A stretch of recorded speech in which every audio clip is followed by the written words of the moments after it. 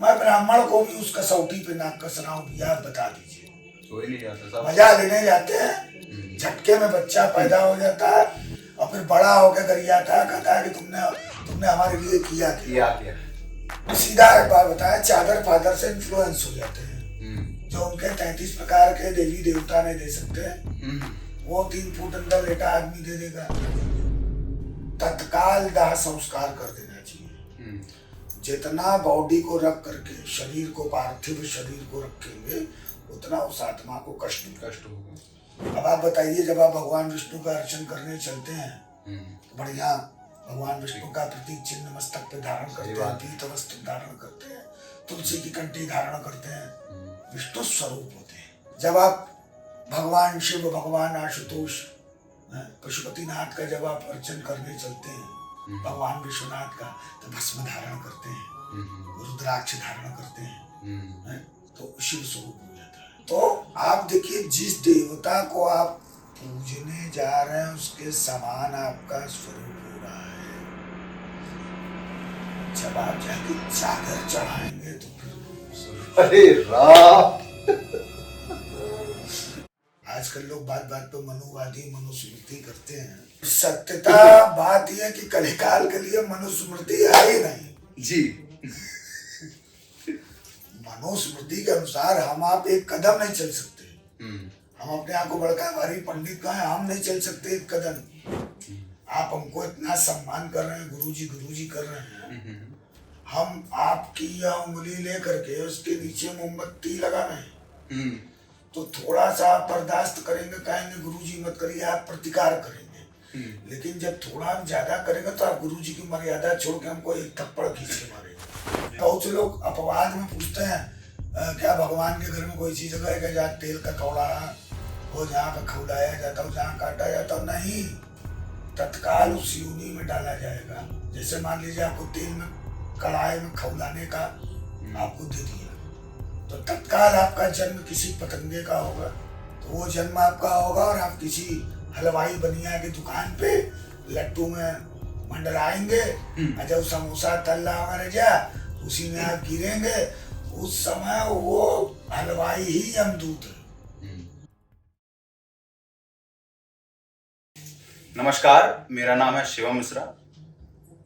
Ruskin bond कहते हैं कि भारत में राइटर्स ज्यादा हो गए हैं, रीडर्स कम हैं। इसको लॉजिक को अगर हम आगे बढ़ाएं तो यूट्यूब पे पॉडकास्ट ज्यादा हो गए हैं, उनको सुनने वाले कम हो गए हैं। लेकिन कुछ ऐसे लोग हैं जिन्हें हमें सुन लेना चाहिए, उनके ज्ञान और अनुभव से हमें लाभ ले लेना चाहिए, क्योंकि इनकी प्रजाति अब धीरे धीरे विलुप्त हो रही है। इसी प्रजाति में सर्वश्रेष्ठ श्री राजन ठाकर जी आज हम लोग को समय दिया है इन्होंने। तो सबसे पहले तो आपका हमारे इस नए ट्रैड ईस्ट पॉडकास्ट में आपका स्वागत है। बहुत बहुत शुभकामनाएं। ट्रैड का मतलब है ट्रेडिशनलिस्ट, परंपरावादी, और ईस्ट का मतलब है पूर्व की तरफ रहने वाले। सॉरी, तो पूर्व की तरफ जो परंपरावादी जो रहे उनको हम लोग ट्रैड ईस्ट कहते हैं। और ट्रैड शब्द बहुत ज्यादा ही क्या कहते हैं, अब्यूज्ड वर्ड है, बहुत ज्यादा इसको सुनते ही बहुत लोगों की भ्रुकुटियां तन जाती हैं। लेकिन सत्य सत्य होता है, सत्य के भी पराजित नहीं होता। इसी श्रृंखला में हम श्री राजन ठाकर जी के साथ पॉडकास्ट में हैं। तो कैसे हैं राजन जी? सवानंद मंगल, बाबा विश्वनाथ, माता अन्नपूर्णा की अनुकंपा। इनकी भाषा की से ही पता लग चुका होगा आप लोगों की, बहुत विद्वान ब्राह्मण है और विद्यार्थी हैं, और ये आपका बड़प्पन है कि विद्वान कह रहे हैं। और अहंकार मूलतः या तो धन का होता है, या तो बल का होता है, या तो विद्या का होता है। तो अपने आप को विद्वान समझना भी अहंकार है।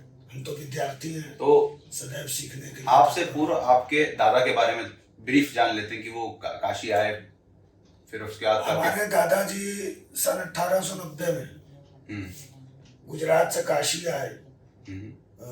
यज्ञोपवीत संस्कार होने के बाद आप देखेंगे कि एक परंपरा होती है, लड़का घर से काशी पढ़ने निकल जाता है। जी जी जी जी। तो उसके मामा फिर उसको प्रलोभन दे करके कि चलो तुमको वस्त्र दिलाएंगे, मिष्ठान्न दिलाएंगे, पैसा देंगे, सोना देंगे, चांदी देंगे, मना के लिए आते हैं। आप देखे होंगे ऐसी बार? नहीं, हम लोग कहाँ देखे, हम लोग के तो छूट ही गया है। नहीं ऐसा नहीं, लुप्तता नहीं है, लेकिन कमी बहुत कम होता है।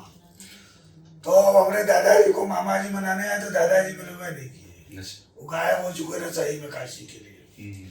और 9 वर्ष की अवस्था में वो काशी आ गए। काशी आने के बाद यहाँ योग्य गुरु को उपलब्ध हो गए, वो मिल गए। योग्य गुरु ने उनको तराशा, उनकी यहाँ पर ज्योतिष की दीक्षा, वेद की दीक्षा, तंत्र की दीक्षा, यह सब हुई। उसके बाद से भगवान विश्वनाथ, माता अन्नपूर्णा ने सब कुछ, धन संपत्ति सब कुछ दे दिया।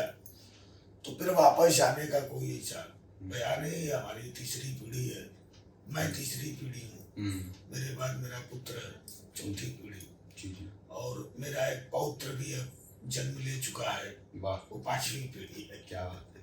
तो आप लोग का परिवार जो है पीढ़ियों से, मतलब वैदिक की अगर जो कहा तो वैदिक रहा है, वेद पढ़ने वाला रहा है। जी जी जी, वेद पढ़ना, ज्योतिष। तो आज का पॉडकास्ट का जो हमारा मुख्य कारण है करने का, वो मृत्यु के बाद हिंदू धर्म जो मान्यताएं हैं, क्योंकि अभी पितृपक्ष आने वाला है, और पितृ मतलब एंसेस्टर्स। हाँ। तो हम लोग एंसेस्टर्स को, हर सभ्यता में एंसेस्टर्स को ऑनर करने की विधि होती है, तो हिंदुओं में ऑनर करने की विधि है, तो उस पर हम लोग थोड़ा चर्चा करना चाहेंगे। तो आपसे मेरा जो पहला प्रश्न होगा वो ये होगा कि मृत्यु के बाद देह तो छूट जाती है, तो कुछ तो देह से निकलता है ना, तो उसका क्या होता है? आप समझ रहे कहने मतलब कि जैसे थोड़ा एक्सटेंड कर लें कि हमारे मित्र हैं, उनके घर में मृत्यु हो गई अभी कुछ दिन पहले ही, तो उनको बड़ा ही भय टाइप सा महसूस हो रहा था कि मतलब उनको आभास हो रहा था, तो जा चुके थे जो जाने वाले थे। नहीं, यही तो भ्रम है। हाँ, यही भ्रम है कि जाने वाला जा चुका। आप देखेंगे प्राण वायु बोला जाता है, प्राण वायु निकल गई, और उसमें भी एक धनंजय नाम की वायु मस्तिष्क में दबी रह जाती है। तो आप देखेंगे वो कपाल क्रिया होती है। अच्छा, जो फोड़ते हैं। हाँ, जब आधा शवदाह हो जाता है तो शवदाह के मध्य में जो अग्नि संस्कार, जो मुखाग्नि दिया रहता है, उनका पुत्र हो अथवा पौत्र हो, चाहे भतीजा हो, ठीक है, जो भी वंशज उस मृतक का अथवा मृतका का, तो वह मध्य में कपाल क्रिया करता है। अच्छा, कपाल क्रिया समझा दें लोगों को, क्योंकि अब तो इलेक्ट्रिक वाला जमाना, सीधे डालो, एक बार में फूक जाते हैं, उनका पाउडर निकल आता है। जी जी। लेकिन जो एक्चुअल दाह संस्कार होता है उसमें क्या होता है, डेड बॉडी का जो उस पे सर पे मध्य में, क्योंकि उस समय धनंजय नाम की वायु, तब भी प्राणवायु का एक अंश, वो धनंजय नाम की वायु दबी रहती है। यदि वह कपाल क्रिया ना हो तो तुरंत व्यक्ति अकाल में चला जाए। अच्छा, अगर आप लोग सिनेमा के शौकीन हैं तो आप मसान मूवी देखेंगे, तो उसमें जो मसान मूवी में जो विकी कौशल के पिता बने हैं, उसमें वो डोम बने हैं, तो वो उसमें कहते हैं कि सर पे मारिए मुक्ति मिलेगा। तो जी जी जी, तो वही कपाल क्रिया उसको कहा जाता है। और उसके बाद दूध और जल से उनको प्रदत्त किया जाता है शीर्ष स्थल पे। तो कपाल क्रिया होने के बाद वो जो वायु, अंतिम वायु, जिसको धनंजय नाम की, शास्त्र में प्रमाण है गरुड़ पुराण के अंदर, वो धनंजय नाम की वायु बाहर निकलती है, तो वो प्राण पूर्ण होता है, प्राण वायु बाहर निकलती है। तो उसकी शरीर तो जल गया होता है, और उस समय वो प्राण वायु जो होती है, जो प्राण होती है, जो आत्मा होती है, आत्मा भी उसका एक पर्यायवाची शब्द है, तो आत्मा अत्यंत क्रोधित रहती है, क्योंकि किसी भी मनुष्य को सबसे प्रिय उसकी देह होती है, उसका शरीर होता है। आप हमको इतना सम्मान कर रहे हैं, गुरुजी कर रहे हैं, हम आपकी यह उंगली लेकर के उसके नीचे मोमबत्ती लगा रहे हैं, तो थोड़ा सा आप बर्दाश्त करेंगे, कहेंगे गुरुजी मत करिए, आप प्रतिकार करेंगे। लेकिन जब थोड़ा हम ज्यादा करेंगे तो आप गुरुजी की मर्यादा छोड़ के हमको एक थप्पड़ खींच के मारेंगे, कष्ट होता है। तो वो तो एक पीड़ा वाला कष्ट होता है। लेकिन जब प्राण बाहर निकल जाता है तो वो पीड़ा तो उसको नहीं होती, लेकिन उस आत्मा को वो अपनी देह से अत्यंत प्रेम करती है। चल बात आपको और की बता आगे बढ़ने से पहले, आजकल लोग फ्रिज में रखे, फ्रीजर टाइप का नहीं, जो चर्च से आजकल मिलता है सब जगह, कि बिटिया आ रही है और दामाद आ रहे हैं और साथ से कोई आ रहा है, इसका विधान ही नहीं है। मतलब आप ये कह रहे हैं कि जब आत्मा छोड़ती है शरीर को तो वो छटपटाती है अपने शरीर के पास, कैसे पाए हम अंदर घुस जाए। और चूंकि वो वायु का रूप होती है, दौड़ के जाती है अपने पत्नी लड़की के पास, जहाँ भले वो किसी दूसरे देश में रहती हो। अच्छा, ऐसा हुआ था कि हमारे जब ताई जी की मृत्यु हुई थी, तो मृत्यु के बाद सपने कोरिया में जो रिश्तेदार थे साउथ कोरिया में, उनको भी आए थे? जी जी जी।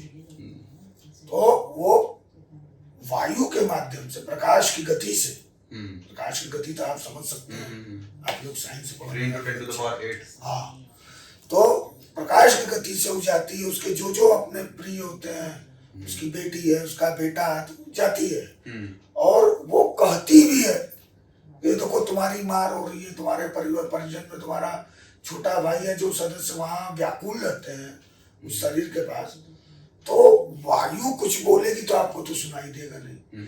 फिर वो तड़पते हुए अपने शरीर तक आती है और शरीर के चारों तरफ। तो इतना वृत्तांत बताने का अभिप्राय हमारा यह है कि तत्काल दाह संस्कार कर देना चाहिए। जितना बॉडी को रख करके, शरीर को, पार्थिव शरीर को रखेंगे, उतना उस आत्मा को कष्ट होगा। अब जो दाह संस्कार करता है तो उसकी आत्मा को, जो मृतक है, जो उसकी आत्मा बाहर निकली, तो यमदूत अथवा शिवदूत लेने आते। काशी में तो परंपरा काशी मोक्षदायिनी, यहाँ भगवान विश्वनाथ तारक मंत्र देते हैं तो शिवदूत आके ले जाते हैं।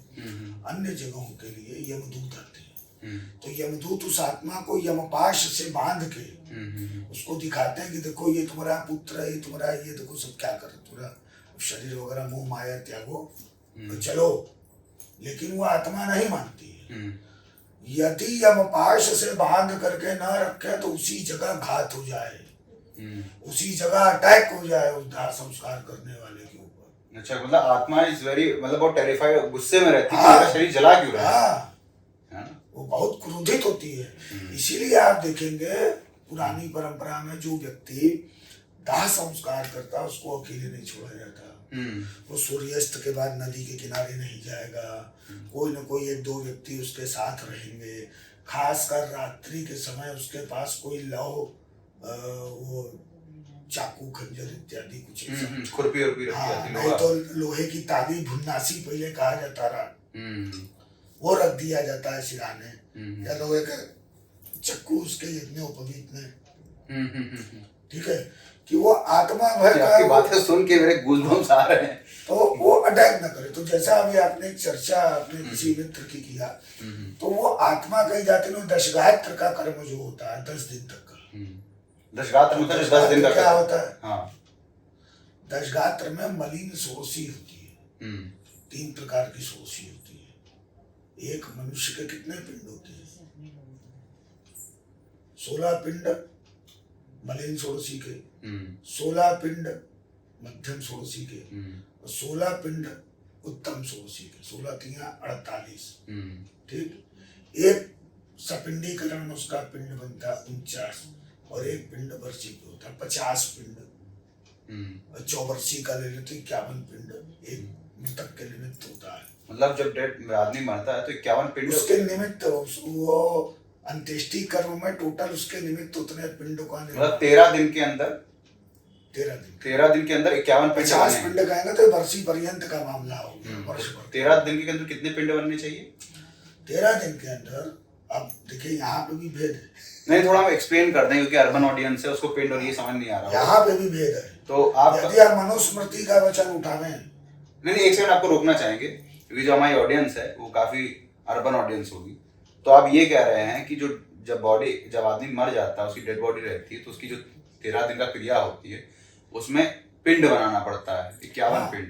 वो पिंड किस चीज का? एक साथ नहीं होते, एक साथ नहीं होते। जब पहले दिन क्या होता है? पहले दिन जिसे व्यक्ति मरा तो उसके लाश पे 6 पिंड होते। 6 पिंड। पिंड किस चीज का बहुत होता है? जगह 5 पिंड, जौ के आटे। जौ के आटे। बहुत जगह 5 पिंड होता है। 6वां पिंड तीसरे दिन होता है, जिस दिन अस्थि संचय, जो फूल संचित करके हड़िया में भर के तीर्थ में बहाया जाता है। जैसे काशी मणिकर्णिका पर अथवा हरिश्चंद्र घाट पर यह कर्म होगा तो वहाँ तो बगल में ही गंगा जी हैं, तो वो 6 पिंड पूरे हो जाते हैं। अस्थि संचय का पिंड करके वो अस्थि संचित करके गंगा में प्रवाहित कर दी जाती है। आप ये कॉन्सेप्ट सुने होंगे कि पंच तत्व में विलीन कर देना। हाँ ठीक है। तो वो जो पुष्प मिलाया जाता है, पुष्प जो वो शरीर का जो भाग अंश होता है, कितना आप शरीर बचा दे। मर्द का हृदय और औरत की कमर ये बची रह जाती है थोड़ी सी, ठीक है, कितना आप जला 11 मन लकड़ी लगा दें वो हृदय बचा रह जाएगा। हाँ, थोड़ा सा हृदय का भाग बचा रहेगा और स्त्री का कमर का भाग बचा रहेगा। सबसे ज्यादा बलिष्ठ मर्द की छाती होती है, पता नहीं कितने दुख सहती है जिंदगी भर, कितने धोखे सहती है, कौन कौन उसके साथ क्या क्या करता है। और सबसे ज्यादा बलिष्ठ स्त्री की कमर होती है, क्योंकि उसको किसी की वंश की वृद्धि के लिए गर्भ को धारण करना होता है। तो इसलिए महिला की कमर जो है वो बहुत मजबूत होती है। तो वो भाग बचा रहता है, तो उस भाग को जल तत्व में, जल में मिला करके वो पंच तत्व का पूरा संस्कार संपादित किया जाता है। तो 6 पिंड वो हो गए लास्ट पे। उसके बाद तीसरे दिन से नित्य के एक पिंड से जो घर से दूर किसी खेत वेत में। हाँ, अब तो ये लुप्त प्राय हो गया, यह लुप्त प्राय हो गया। प्राय आप देखेंगे 9वें दिन 9 पिंड हुआ, 10वें दिन 1 पिंड कर दिया, 10 पिंड हो गया।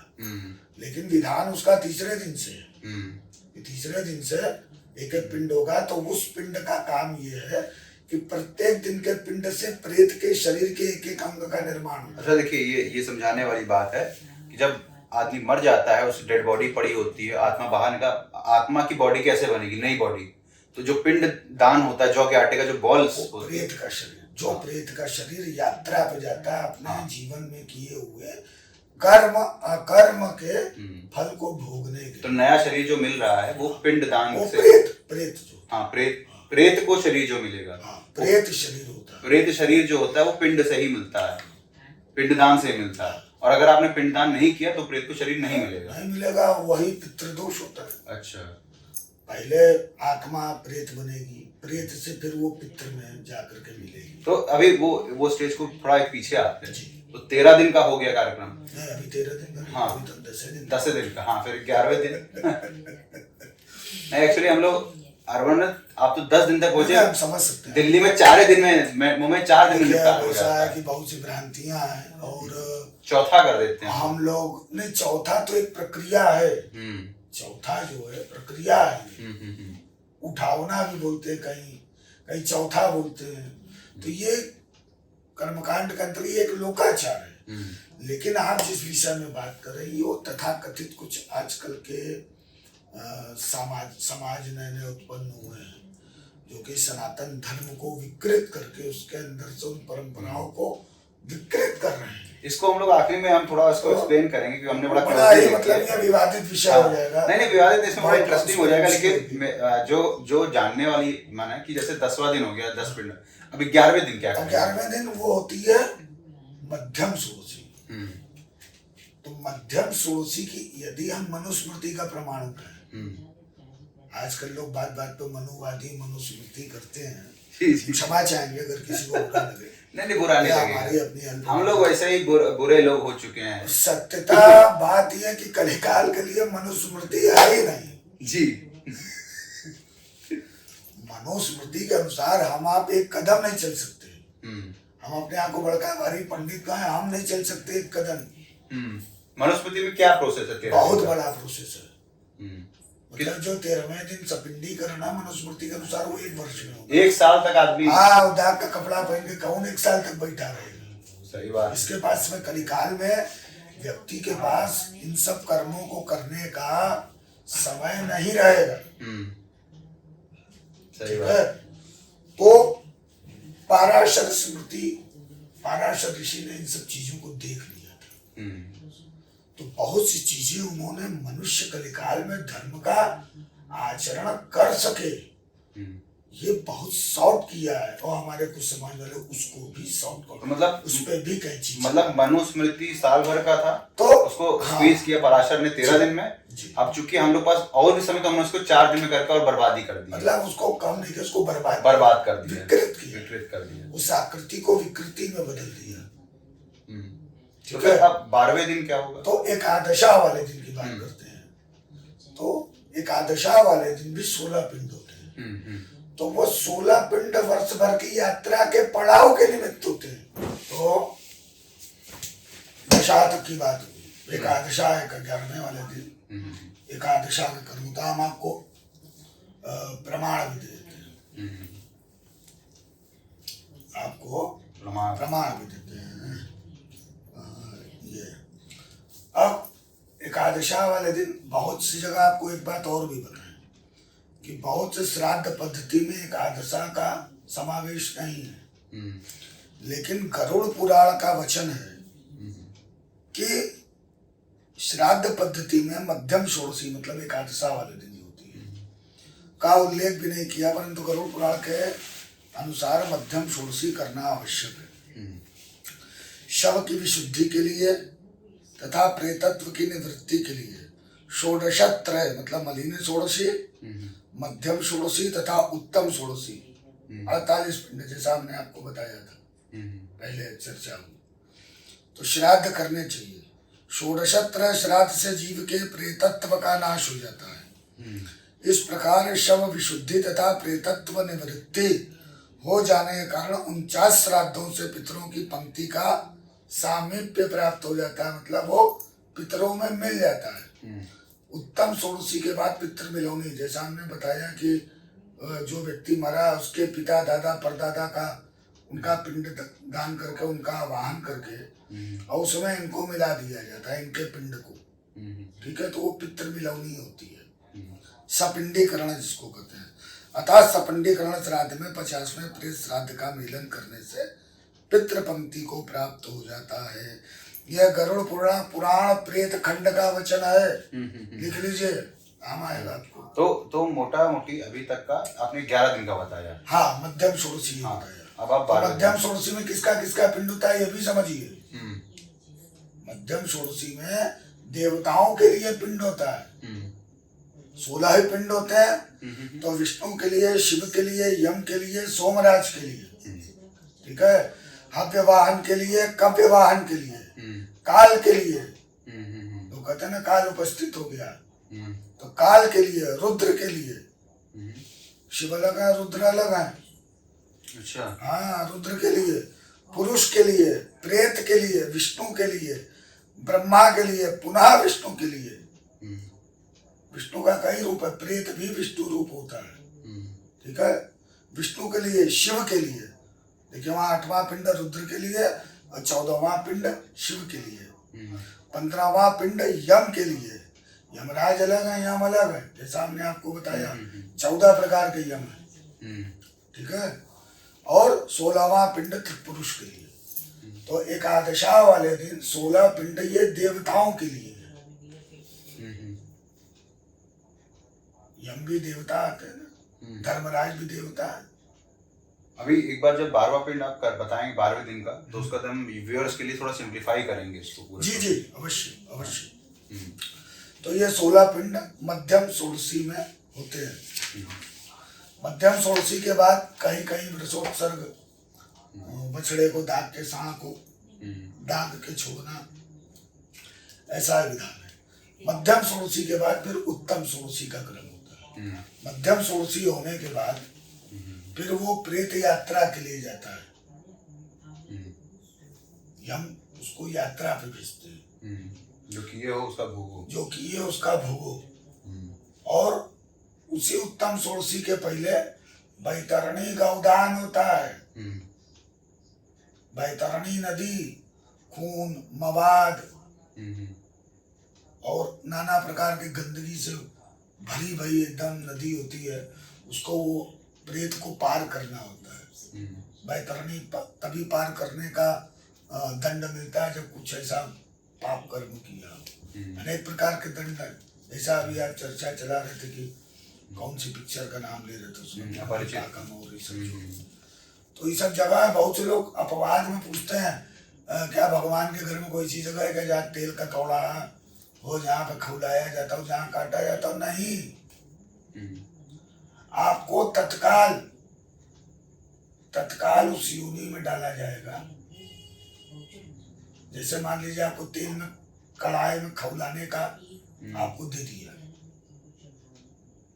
दंड, इस प्रेत को ले जा करके तेल के कढ़ाई में खौलाओ, तो तत्काल आपका जन्म किसी पतंगे का होगा।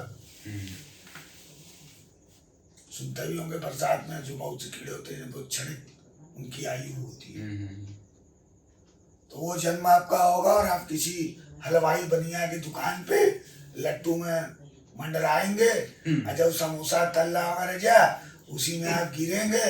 उस समय वो हलवाई ही यमदूत है और वो आपको उसी में अपना कुंडी पाकम करेगा।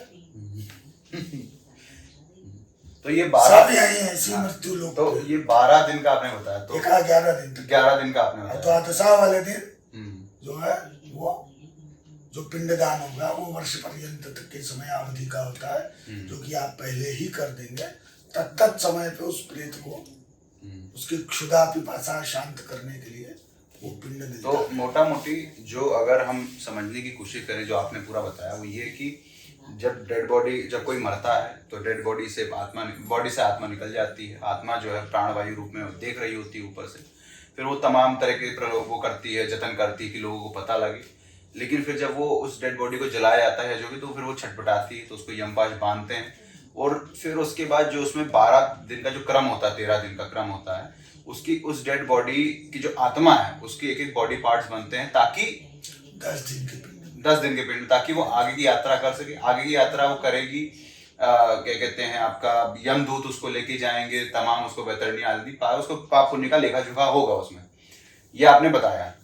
अब मान लीजिए कोई मॉडर्न हो जाए, कोई सेक्युलर हो जाए, वो कहे कि मैं नहीं मानता, तो इस स्थिति में वो नहीं मानता अलग बात है, आत्मा की क्या दुर्गति होती है?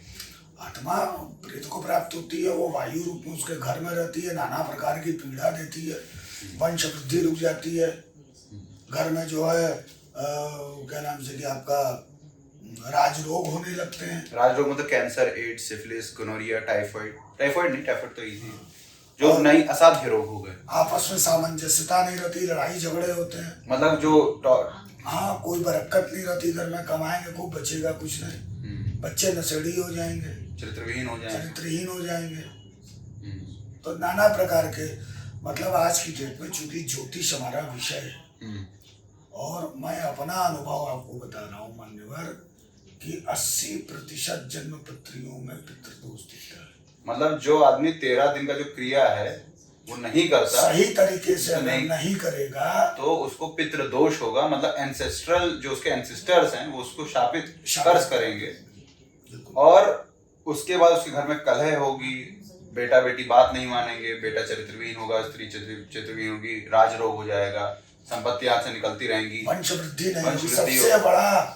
सबसे बड़ा जो इसमें पीड़ा है कि पुत्र उत्पन्न नहीं होते और धीरे धीरे करके वो वंश ही खत्म हो जाता है। और डिप्रेशन, सुइसाइड, तो उसका स्केल होगा ना, लेवल तुरंत तो होता नहीं होगा। देखिए ऐसा है कि प्रेत की आयु जो मतलब जैसे मान लीजिए कोई एक्स फैमिली है, ठीक है, उसने कहा कि मैं ये सब नहीं मानता, उसका जो घर का जो मरा है, जिसने सब कुछ उसको बना के दिया, शरीर तक बना के दिया, एंसेस्ट्रल बॉडी तो हम लोग यूज कर रहे हैं, वो देख रहा है कि सब जो है हमारा दिया हुआ यूज कर रहे हैं और वो ऊपर से देख के कुढ़ रहा है ना। अब उसके बाद अब अगली यात्रा तो कर नहीं पा रहा है, उसकी तो बॉडी रिक्वायरमेंट होती है। यात्रा ने अपने कर्म के बंधनों से छुटकारा नहीं पाएगा, तो या तो उसका मोक्ष हो या तो उसका अगला जन्म हो, ये सब प्रक्रियाएं होंगी ही नहीं, तो भूत बन जाएगा, प्रेत बन जाएगा, तो वो वायु के रूप में प्रेत बन करके उस परिवार में विचरेगा।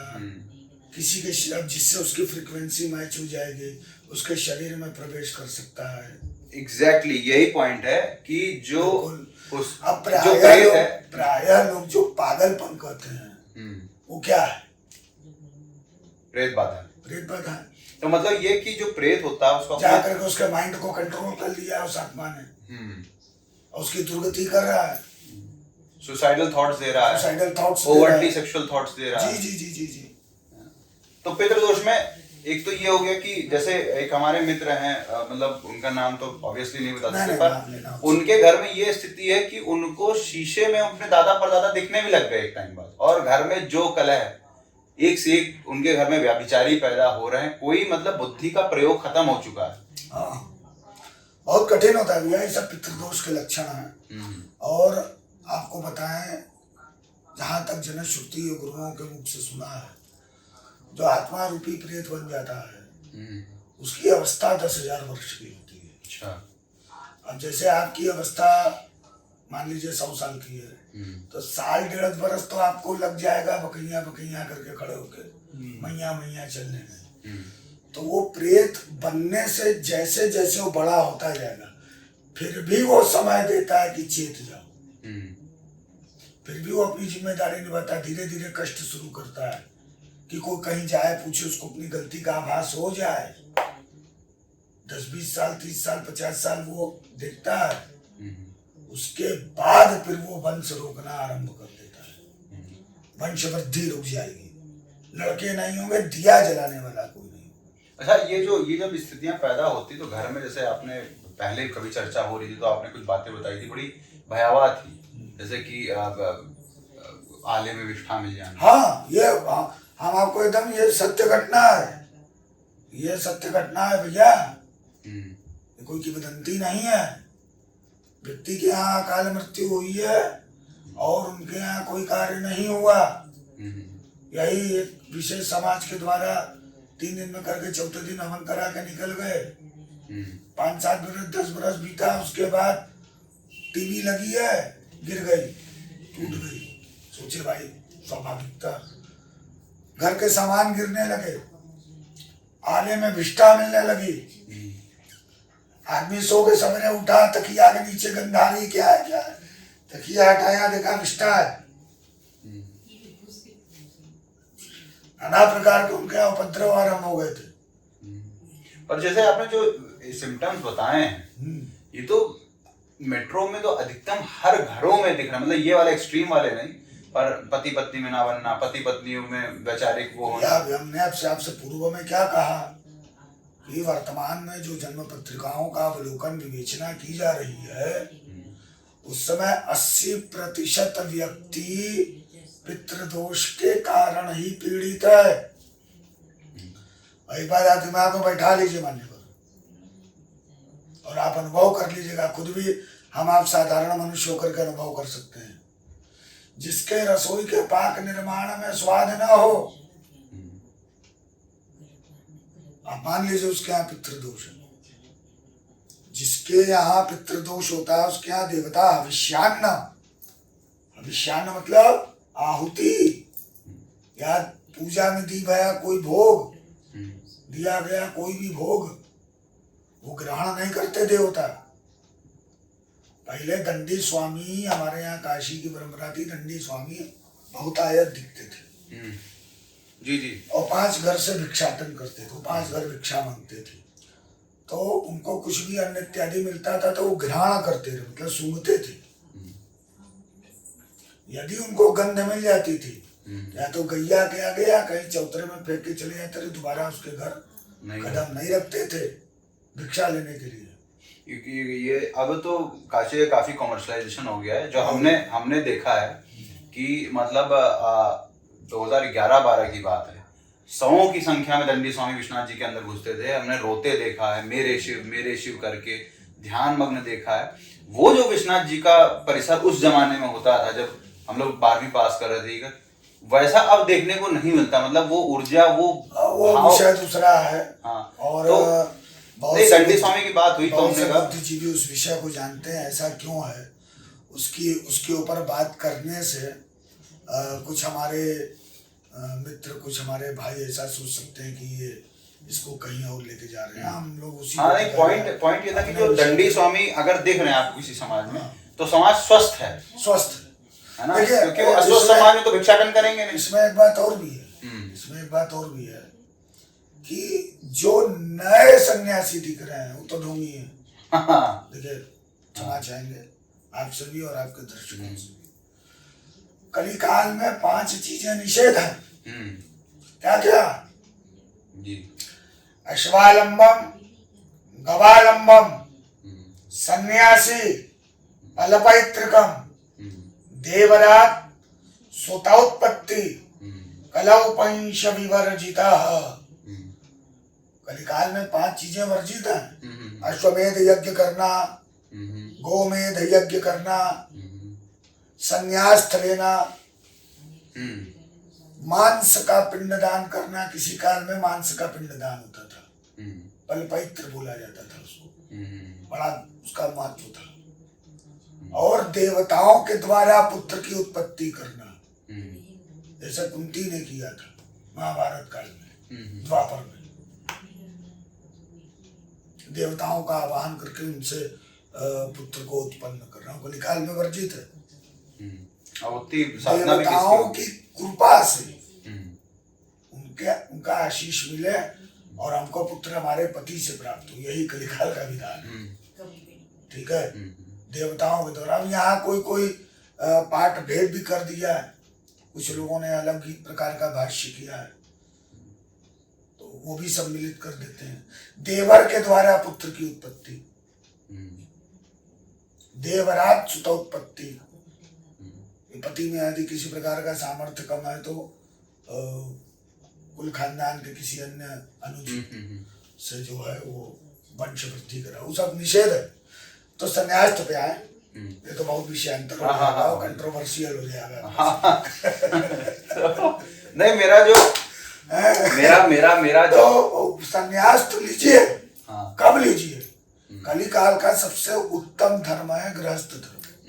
आप गृहस्थ धर्म की सारे पालन कर लीजिए, पितृ ऋण उतार लीजिए। पितृ ऋण कैसे उतरता है? पुत्र पैदा करके। तो पुत्र पैदा करने के लिए विवाह करना होगा ना भैया, हवा में तो पैदा होगा नहीं, गूगल से तो डाउनलोड करेंगे नहीं। तो पुत्र पैदा करके पितृ ऋण से उत्तीर्ण हो जाइए, फिर वानप्रस्थ की तरफ जाइए, वैरागी बनिए, वैराग्य पैदा कीजिए। और कहीं सब किए बिना संन्यास लिए तो तथाकथित जो बाबा बहुत से जेल में है उनके समानार्थ विचारी हो। तो मेरा जो प्रश्न था मोटा मोटी वो ये था, प्रश्न क्या जो अंडरस्टैंडिंग थी वो ये कि जैसे हर एक सिविलाइजेशन जो होती है, जैसे धर्म है, मजहब है, तो सबके एक तरीके होते हैं ऑनर, डेड को जैसे मृतकों को किस तरह से ऑनर किया जाता है। तो हमारे यहाँ ऑनर करने की विधि क्या है कि हम लोग के जो आइडिया है कि 84 लाख योनियां होती, 84 लाख स्पीशीज होती हैं और सब अपने कर्म के हिसाब से उसमें करते हैं। तो अगर पितृदोष है तो जो अगर आपने जो अपने जो स्वजन है जो मृत्यु के बाद उनका अगर ये सारी क्रियाएं नहीं की तो वो ऐसी योनि में प्राप्त हो जाते हैं कि वहां पे उनको बहुत पीड़ा होती है, और पीड़ा इस होती तो वो शापित करते हैं, और जब शापित करते हैं तो आप बर्बादी की तरफ जाते हैं, जो कि हम लोग आजकल के मॉडर्न उसमें देख रहे हैं। अब तो इसका कुछ कारण है तो कुछ निवारण भी होगा। बिल्कुल है। तो जैसे मान लीजिए आपको कोई बोले कि मैं कुंडली पितृदोष है, मेरा विवाह नहीं हो रहा है, ये हो रहा है, या करियर सही नहीं बन रहा है, या तो क्या इसका सॉल्यूशन होगा? सर्वप्रथम तो नारायण बलि करे। यदि उसकी जानकारी में कि यहाँ कोई अकाल भी गया है हमारे यहाँ। दो प्रकार की मृत्यु होती है, एक स्वाभाविक मृत्यु होती है, एक अस्वाभाविक मृत्यु होती है। स्वाभाविक मृत्यु का आप ये सब नहीं करेंगे तो कष्ट देगी। जो अस्वाभाविक मृत्यु है जिसको अकाल बोला जाता है वो तो महान कष्ट देती है। स्वाभाविक मृत्यु अपनी आयु पूर्ण करके व्यक्ति जाता है, 60, 65, 70, 75, 80, 85, 100 साल। तो बहुत सी अभिलाषाएं आकांक्षाएं पूर्ण कर लिया होता है अपने जीवन काल में। लेकिन जो अकाल मृत्यु होती है वो बड़ा कष्टदायी होती है, समय से पूर्व होती है, उनकी इच्छाएं पूर्ण नहीं हुई रहती हैं। अब आप प्रायः जैसा कि एक केस तो आप भी लेके आ रहे पीड़ित महिला को लेकर के, अनेक केस और भी फेस किया कि जो है वह जो है रात्रि में शयन काल में कुछ उसके साथ सांसर्गिक घटना होती थी। इसको एक्सप्लेन थोड़ा बाद में करेंगे क्योंकि अभी ऑडियंस तो इन सब चीजों के लिए रेडी नहीं होगी। हाँ, वो चीज जो है, अगर ये एपिसोड बहुत पसंद आया लोगों को तो इस पे पार्ट 2 भी करेंगे और डिटेल में जाएंगे इसमें हर एक स्टेप पे।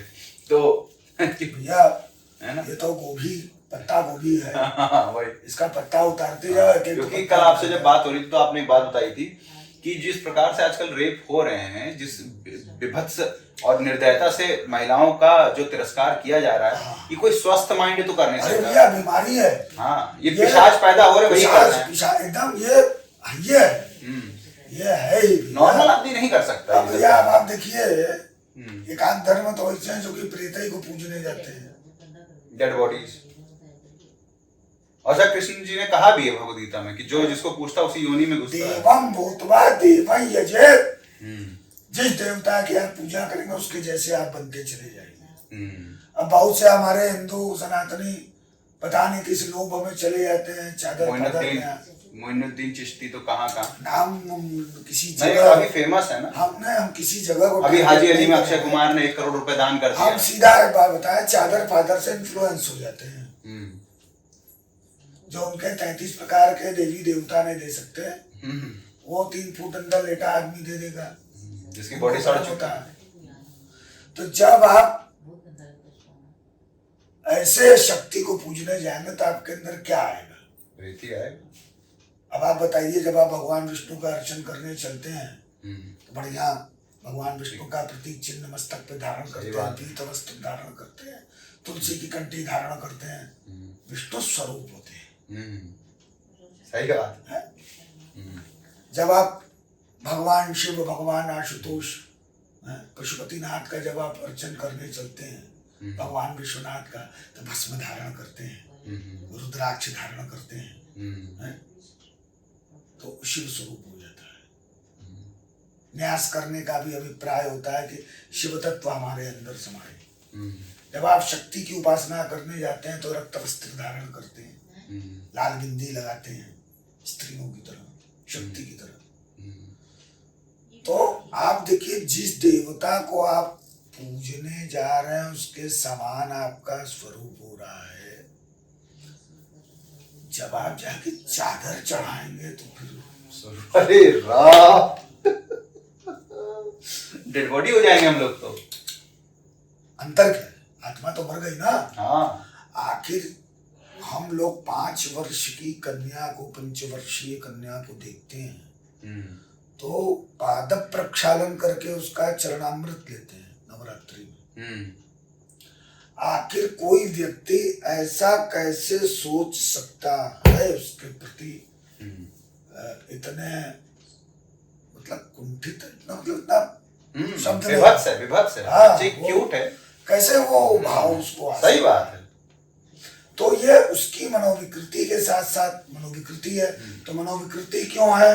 कहीं ना कहीं से। अच्छा, एक ये भी है कि जैसे जो लोग प्रेत साधते हैं, प्रेत बांध के रखते हैं अपना काम करवाने के लिए, उसको शराब देते हैं, मांस देते हैं। तो मेरा पॉइंट क्या है कि जिस समाज में जिस हिसाब से हम लोग आजकल पोर्नोग्राफी और ऑब्जेक्टिफिकेशन हो रहा है, ये उनका इन्फ्लुएंस बहुत ज्यादा है, क्योंकि इतना सेक्स से मजा लेने का जो कोशिश है ये तो पैशाचिक है। हाँ। तो ये प्रेत होता है, उसको भी तो यही सब चाहिए। इन सबको प्राप्त करने के लिए वो शरीरों में दूसरे घुसता है।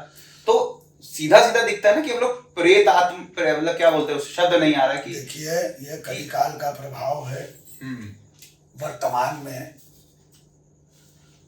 अब हम आपसे एक प्रश्न पूछे, आपसे भी क्षमा मांगते हैं, आपके दर्शकों से भी क्षमा मांगते हैं जी।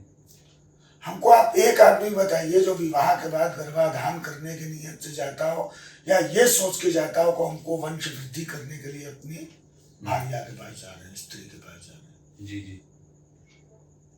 पहले के समय में अपने पत्नी के पास व्यक्ति सोच के जाता था, यदि ब्राह्मण तो सोचता था कि हमको महान पंडित जन्म ले, क्षत्रिय होता था तो वो सोचता था कि हमको इतना बलशाली पुत्र प्राप्त हो जो कि चक्रवर्ती हो। वैश्य अपने धर्म पत्नी के पास जाता था तो वो मन में वो विचार करके जाता था कि हमको ऐसा वणिक पुत्र पैदा हो जो कि हमारे देश का सबसे उत्तम व्यापार करने वाला हो, हमारे देश को इतना व्यापार करके कर दे कि हमारा जो देश है वो अत्यंत समृद्धशाली बने। उसके आगे के वर्ण जब अपनी पत्नी के पास जाते थे तो इस भाव से जाते थे कि हमको ऐसी संतान पैदा हो जो कि हरि भक्ति करे, समाज का कल्याण करे, समाज की सेवा करे। आज कौन जाता है? मैं ब्राह्मण को भी उस कसौटी पे नाक कस रहा हूँ भैया, बता दीजिए। कोई नहीं जाता, सब मजा लेने जाते हैं, झटके में बच्चा पैदा हो जाता है और फिर बड़ा होकर गरियाता है, कहता है कि तुमने हमारे लिए किया क्या। देखिए, आप आज की संतति को पूरा दोष नहीं दे सकते। अच्छा, एक और इस पे है कि जैसे अत्रेय उपनिषद में है कि उसमें जो शंकराचार्य का भाष्य, शंकराचार्य उसमें कह भी रहे हैं कि जो एक तरह से जो ये संसर्ग की क्रिया है, ये यज्ञ है कि बारिश होती है तो जो पित्र हैं जो स्वर्ग से आते हैं फिर वो जमीन में जाते हैं, वहां से पेड़ में जाते हैं, फिर फल में जाते हैं, तो जो उत्तम गर्भ उत्तम आत्माएं होती हैं वो उत्तम लोग के यहाँ जाती है। जो गर्भ ऑलरेडी दूषित हो गया, जो ऑलरेडी पित्त दोष से पीड़ित है, तो उसमें पिशाच आएंगे कि महान लोग आएंगे? अरे कहाँ से आएंगे महान लोग, कहाँ से आएंगे महान लोग? आपको बताएं, जो आत्माएं तृप्त नहीं होती हैं वह ऐसी स्त्रियों कन्याओं को भी खोजती है जो दूषित हों। अच्छा, दूषित का मतलब आप लोग समझ जाइए, दूषित मतलब समझ जाइए, ज्यादा एक्सप्लेन नहीं क्योंकि बड़ा कंट्रोवर्शियल हो जाएगा। हाँ, कि मतलब जो कि शास्त्र वचन है तो गर्भ दूषित, गर्भ दूषित हो जाएगा तो पवित्र आत्माएं जन्म नहीं लेंगी। और बहुत सी ऐसी आत्माएं होती हैं जो कि घूमती रहती हैं परकाया प्रवेश के लिए। परकाया प्रवेश मतलब पॉजेस करना जो है। हाँ, वो फ्रीक्वेंसी मैच होने पे होता है, ऐसा नहीं है कि जिसके पास उसी का कोई आगे चैलेंज करे कि हमारे शरीर में घुसा के दिखाइए, तो किसी किसी का ऑरा बहुत तगड़ा होता है, बहुत मजबूत होता है, उनके ऊपर आत्माएं अटैक नहीं कर पाती।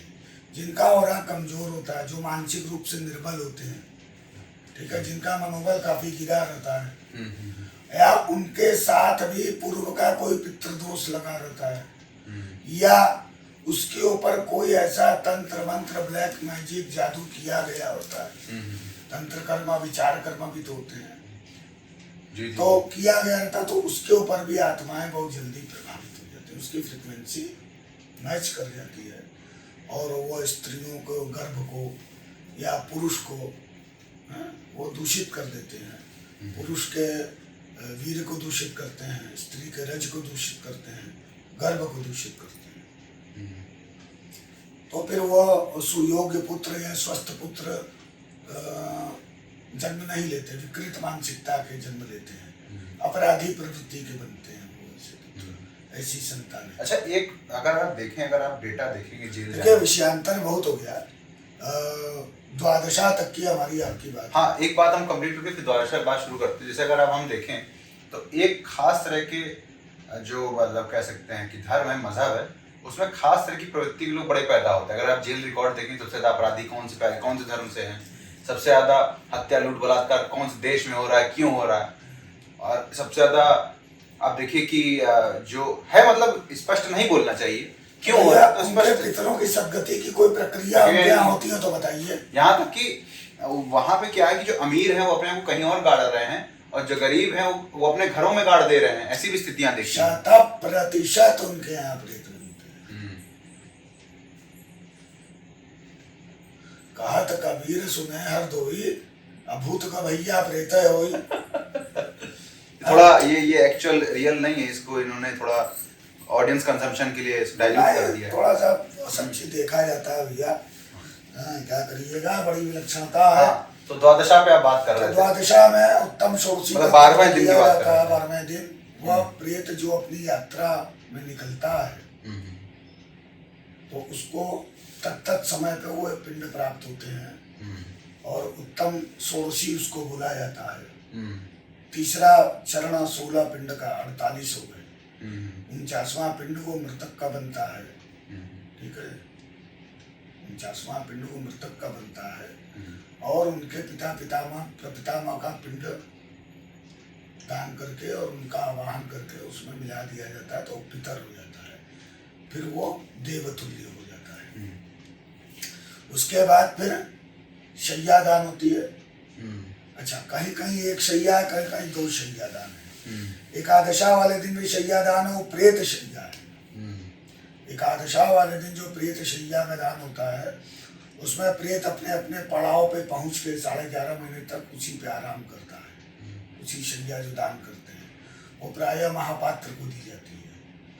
और पुनः द्वादशा वाले दिन उत्तम षोडशी के बाद विष्णु शैया का दान होता है। उसका मतलब ये होता है कि अपनी यात्रा पूर्ण करके परिशुद्ध शैया पे पितर आराम करता है। इतना थक जाता है यात्राओं को सहते सहते कि उसको आराम की आवश्यकता होती है, तो वो विष्णु शैया पे विश्राम करता है, वो पितर बन जाता है, पितर लोक को चला जाता है। अथवा देवताओं की जो ईश्वर जिस प्रक्रिया के अंतर्गत उनको जहाँ जन्म देना रहता है तो जन्म देते हैं, यदि उन्होंने बहुत अच्छा कर्म किया तो मोक्ष प्रदान अगर उनका होना रहता है तो उनको मोक्ष प्रदान करते हैं। अब यहाँ एक विषय और भी है, अगर आपकी अनुमति हो। अरे गुरुदेव बोलिए। कैसे पता होगा कि मरते मोक्ष हुआ कि नहीं? जैसे काशी मोक्षदायी नहीं, यहाँ मरते ही मोक्ष हो जाता है, प्रेतूत और पंचायत वाली कुछ ये नहीं। या कोई अत्यंत धार्मिक होता है, वह यह समाप्त हुआ और उसकी आत्मा तुरंत परमात्मा में विलीन हो जाती है, उसका मोक्ष हो जाता है। तब फिर उनके लिए पिंड श्राद्ध का कोई वैल्यू नहीं, तो क्या नहीं करना चाहिए? लेकिन क्या गारंटी के मोक्ष मिलेगा? ये पुत्र धर्म होता है। आज आप एक बात दिमाग में बैठा लीजिए, जब आप अपने पितरों का श्राद्ध करने चलते हैं तो वह कर्म से वो तो तृप्त होते हैं, लेकिन उसी जगह एक काम और होता है। उसी समय निश्चित हो जाता है कि आपकी संतान भी आपका श्राद्ध करेगी, चाहे वो कितना और कर्मण्य हो।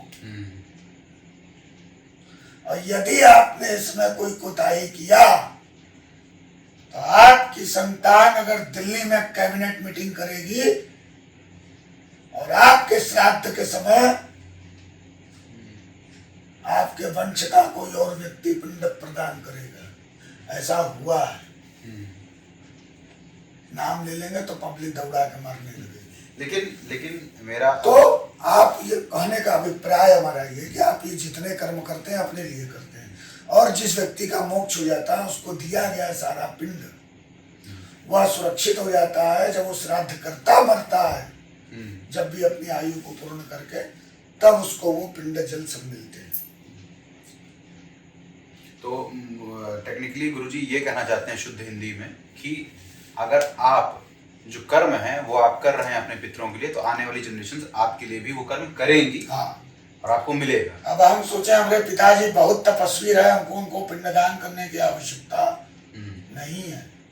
पिताजी भले मोक्ष हो गया हो, लेकिन हमने पुत्र धर्म का आचरण नहीं किया, पुत्र धर्म का पालन नहीं किया, उसका प्रायश्चित हमको भोगना होगा। ये स्थिति क्योंकि ये कलिकाल है। तुलसीदास जी ने क्या कहा है? कर्म प्रधान विश्व करी राखा। भगवान कृष्ण ने गीता में क्या कहा? कर्मण्येवाधिकारस्ते।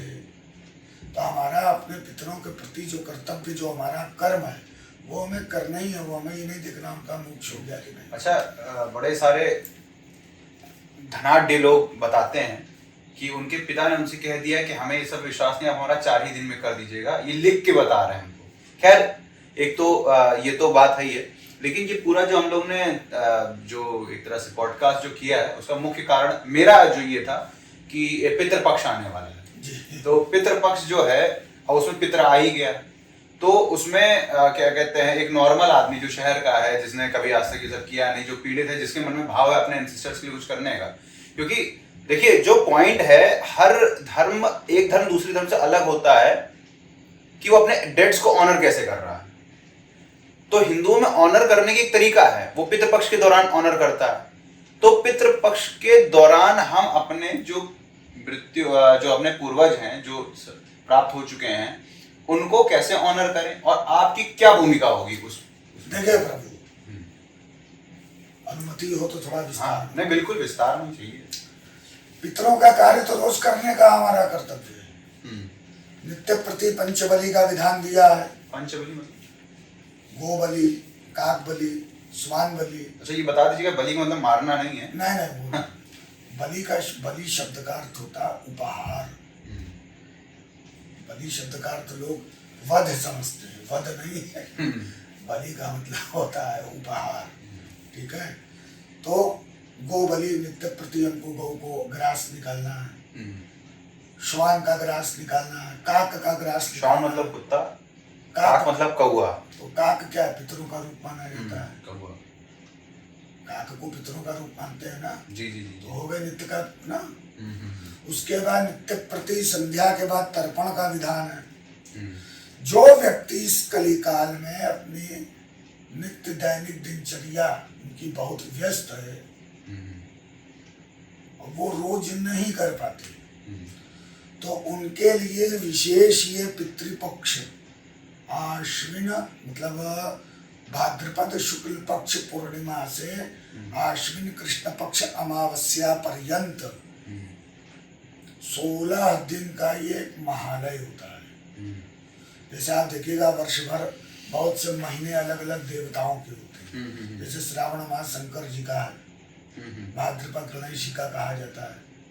तो शुक्ल पक्ष पूर्णिमा से आश्विन कृष्ण पक्ष अमावस्या तक का जो कृष्ण पक्ष है, यहाँ मात्र पितरों के निमित्त यह पक्ष होता है।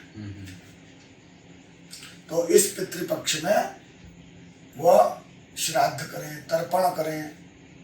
अब यहाँ पे बहुत से लोगों को ये भ्रांति हो जाती है कि श्राद्ध करने का मतलब कि मैं पंडित जी के 56 भोग करा भी दिया हो।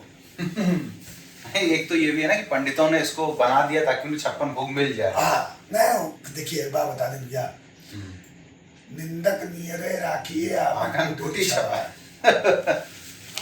जब तक चाटो इसे मूर्ख दुष्ट भाषण नहीं करेंगे तब तक हमको आपको उसके विषय में बताने का मौका कहाँ से मिलेगा। सही बात है। जब तक आप हमसे प्रश्न नहीं करेंगे तब तक हम उत्तर कैसे देंगे। ऐसे ही बताते फिरेंगे, कहेंगे पंडितवा पागल हो गए। तो कोई जिज्ञासु चाहिए ना। सही बात। अब ये जिज्ञासा के चक्कर में कुतर्क करते हैं, तो वो क्या कहा जाए। भगवान उनको सद्बुद्धि दे, और हम किसी को भगवान में तो मानते हैं, तो सद्बुद्धि कहाँ से मिलेगी। ठीक है, जिसको भी मानते हैं वही उनको सद्बुद्धि दे दे जी। तो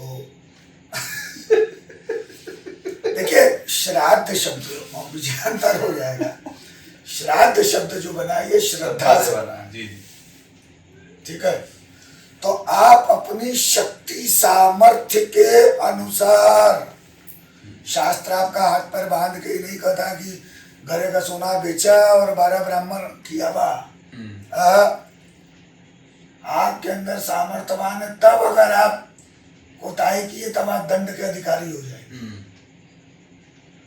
क्योंकि वाक्य भिक्षन्ति पितराः भाव भिक्षन्ति देवता। देवताओं को भाव की भिक्षा चाहिए, वो आपकी भावना देखते हैं, लेकिन पितरों को वाक्य की भिक्षा चाहिए।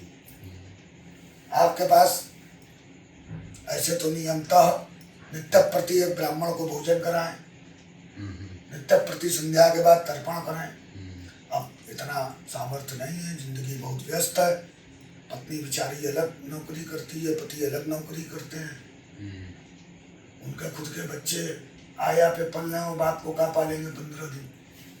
अन्यथा ना लीजिएगा, थोड़ा ही बनारसी भाषा में थोड़ा मेड खाना बनाती है। तो कहने का अभिप्राय है कि कम से कम जिस दिन पिता की तिथि हो, 3 जनरेशन, पिता पितामह प्रपितामह, फादर ग्रैंडफादर ग्रेट ग्रैंडफादर, माता पितामही प्रपितामही, मदर ग्रैंडमदर ग्रेट ग्रैंडमदर,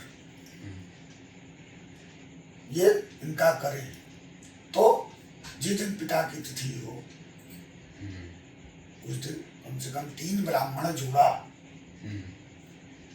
पति पत्नी सपत्नीक, वो भोजन करावे और 15 दिन तक नित्य प्रति तर्पण करें और उसके अनुष्ठान का पालन करें। प्रयास करें नख न बनवाएं, प्रयास करें बाल न बनवाएं, प्रयास करें कपड़ा न धोएं, प्रयास करें ब्रह्मचर्य का पालन करें। प्रयास क्या करना तो करना ही है ब्रह्मचर्य का पालन 15 दिन तक, जरूरी आवश्यक है।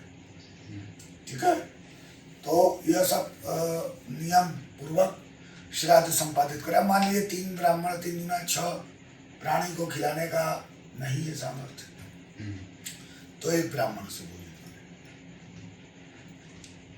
तर्पण रोज करें। अब मान लीजिए 1 ब्राह्मण को भी खिलाने का सामर्थ्य नहीं है, या घर में व्यवस्था नहीं है, या कभी कभी ऐसा होता है धर्म पत्नी रजो धर्म को प्राप्त हो गई, तो उस परिस्थिति में तो उनके हाथ से पाक निर्माण करके आप ब्राह्मण भोजन कराएंगे नहीं। तो उस परिस्थिति में फिर आप अन्न खरीद के ब्राह्मण को श्रद्धा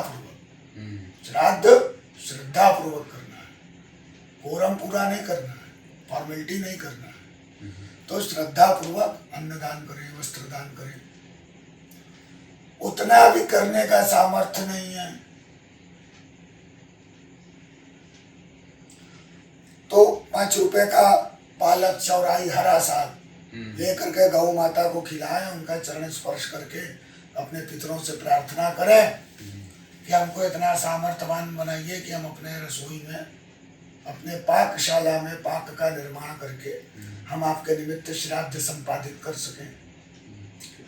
अब यहाँ पर एक प्रश्न हो रहा था, मान लीजिए उतना भी सामर्थ्य नहीं है, 5 रुपए का पालक भी खरीद के खिलाने का सामर्थ्य नहीं है गौ को, हम वहां तक जाते हैं।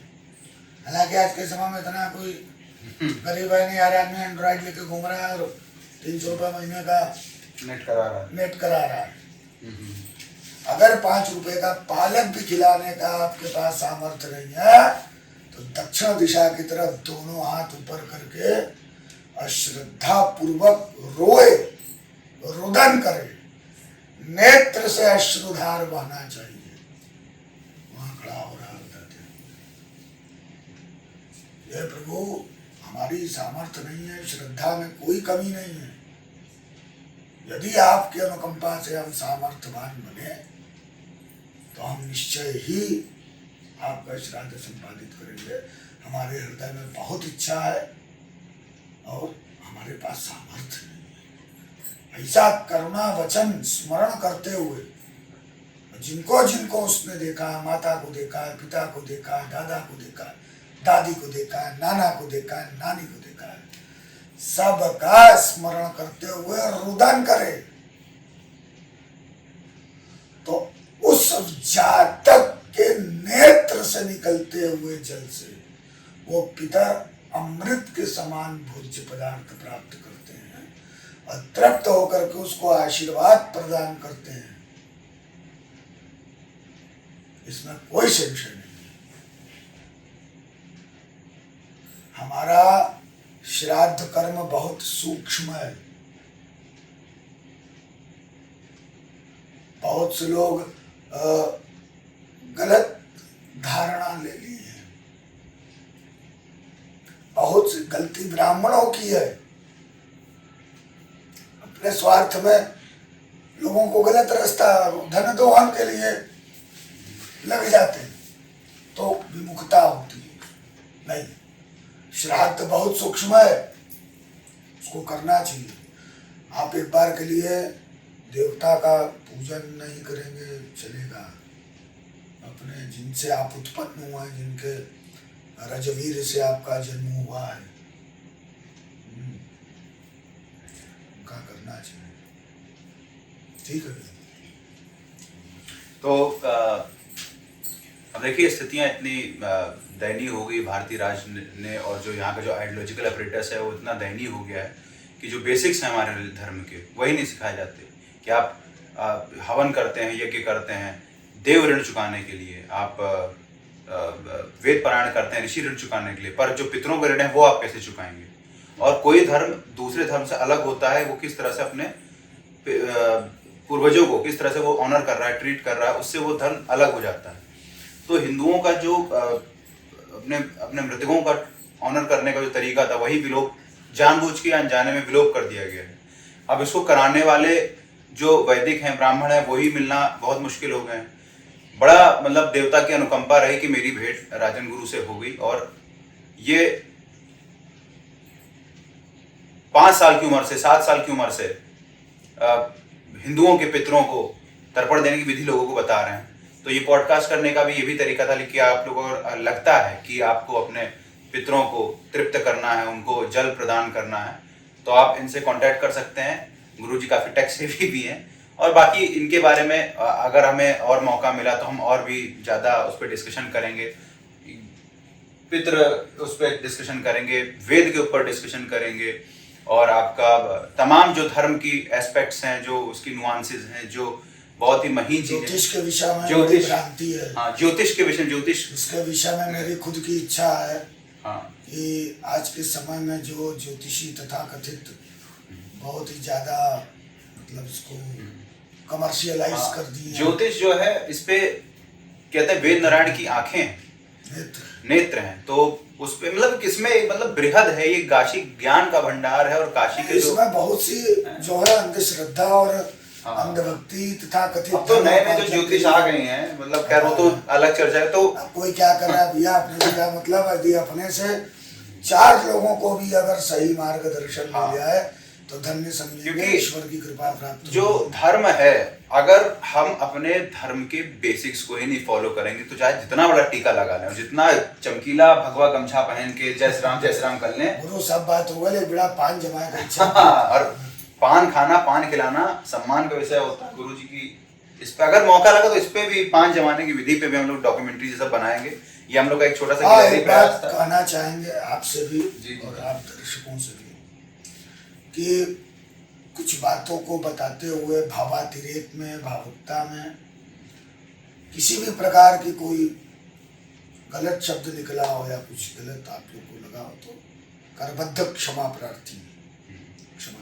तो अंतिम में आप अपना वो जो फेवरेट जो मंत्र है सदैव बम बम वाला, उसको एक बार कह दीजिए तो मजा आ जाए। निरावलंबस्य ममावलंबं विपाटिता शेष पिबत कदम्बम मदीय पापाचलपात शंभम प्रवर्ततां वाचि सदैव बम बम बम बम महादेव, पार्वती पते हर हर महादेव, हरदम महादेव, हर हर महादेव, एकदम महादेव। ठीक है भैया। हम पान जमाई गुरु बड़ा खुपड़ा चटला तो